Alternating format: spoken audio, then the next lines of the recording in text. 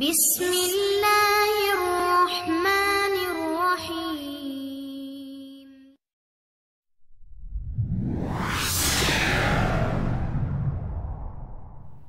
Assalamualaikum warahmatullahi wabarakatuh. Alhamdulillah, wassalatu wassalamu ala rasulillah.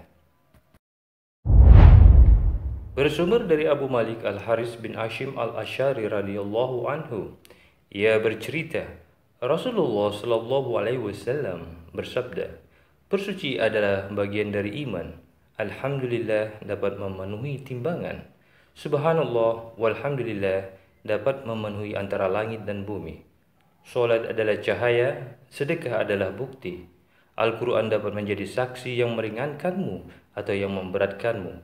Semua manusia berangkat menjual dirinya, ada yang membebaskan dirinya dan ada yang menghancurkan dirinya. Diriwayatkan oleh Muslim.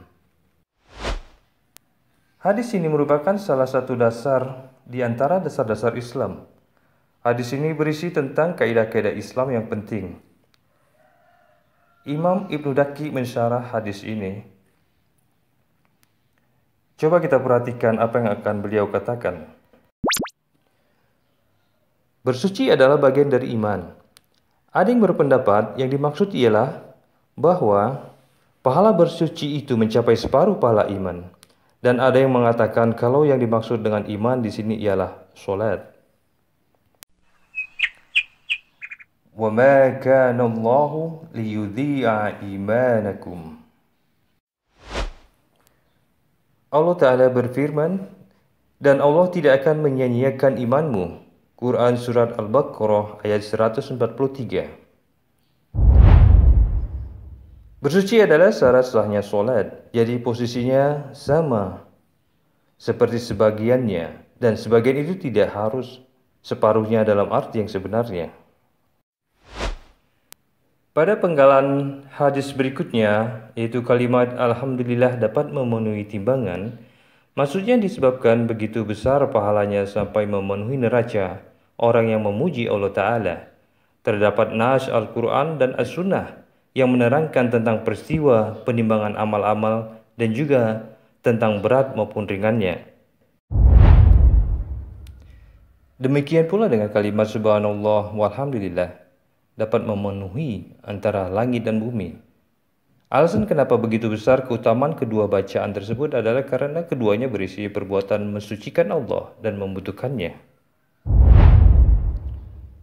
Sabda Rasulullah sallallahu alaihi wasallam, salat adalah cahaya.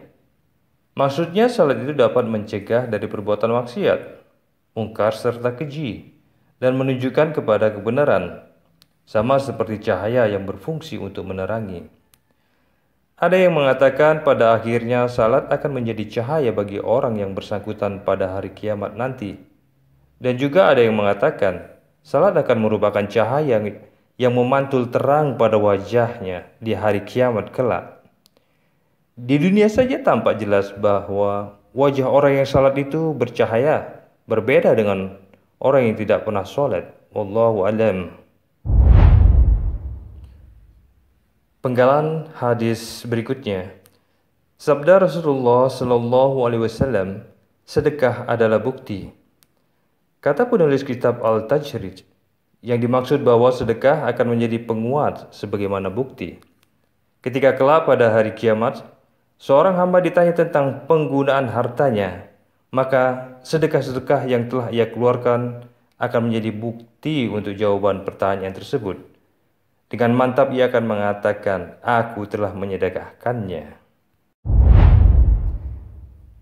Ada yang mengatakan yang dimaksud ialah bahwa sedekah merupakan argumen atau hujah bagi iman orang yang bersangkutan. Karena orang munafik terhalang darinya mengingat ia tidak mempercayainya. Siapa yang bersedekah, ia bisa menjadikan sedekahnya sebagai bukti atas kekuatan imannya. Wallahu a'lam. Penggalan hadis berikutnya, sabda Rasulullah SAW, sabar adalah cahaya. Maksudnya ialah sabar yang disukai dalam syariat, yakni sabar dalam menjalankan ketaatan kepada Allah Ta'ala, sabar untuk tidak durhaka kepadanya, dan juga sabar dalam menghadapi berbagai cobaan serta hal-hal yang tidak menyenangkan di dunia. Yang dimaksud dengan sabar yang disukai ialah sabar yang membuat orang yang bersangkutan selalu mendapat petunjuk kepada kebenaran. Ibrahim Al-Kawash berkata, sabar ialah berpegang teguh pada Al-Quran dan As-Sunnah. Ada yang mengatakan, sabar ialah menghadapi ujian dengan adab yang baik.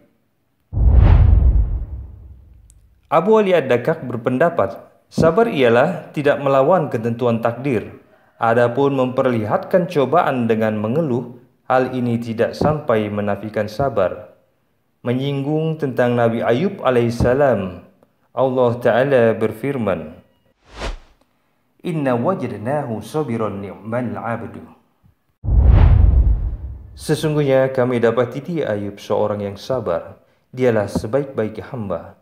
Quran Surat Sa'ad ayat 44. Kendati pun demikian, Ayub berkata, Anni masaniya dzurru wa anta arhamur rahimin. Sesungguhnya aku telah ditimpa penyakit dan Engkaulah adalah Tuhan yang Maha Penyayang di antara semua penyayang. Quran Surat Al-Anbiya ayat 83. Penggalan hadis berikutnya, sabda Rasulullah SAW, Al-Quran dapat menjadi saksi yang meringankanmu atau yang memberatkanmu. Maknanya sudah jelas, yakni Al-Quran akan mendatangkan banyak manfaat jika dibaca dan diamalkan. Jika tidak, maka ia akan menjadi hujah yang memberatkan. Kalimat semua manusia berangkat menjual dirinya, ada yang membebaskan dirinya, dan ada yang menghancurkan dirinya. Maksudnya, setiap orang akan berusaha untuk dirinya sendiri. Di antara mereka ada orang yang menjual dirinya kepada Allah dengan melakukan ketaatan kepadanya. Lalu Allah membebaskannya dari siksa. Sebagaimana Allah Ta'ala berfirman, sesungguhnya Allah telah membeli dari orang-orang mukmin diri dan harta mereka dengan memberikan surga untuk mereka besar. Quran Surat At-Taubah ayat 111. Dan di antara mereka juga ada orang yang menjual dirinya kepada setan serta hawa nafsu dengan menuruti keinginannya, lalu ia akan dibinasakannya. Ya Allah, tolonglah kami untuk bisa selalu melakukan ketaatan kepadamu dan jauhkanlah kami. Jangan kami binasa disebabkan kami menentangmu. Demikianlah pensyarahan sebuah hadis yang saya ambil dari kitab Syarah Arba'in An-Nawawiyah.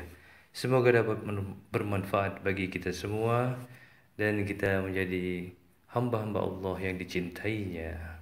Amin amin ya rabbal alamin. Assalamualaikum warahmatullahi wabarakatuh. Jangan lupa subscribe, like and comment, and share juga boleh.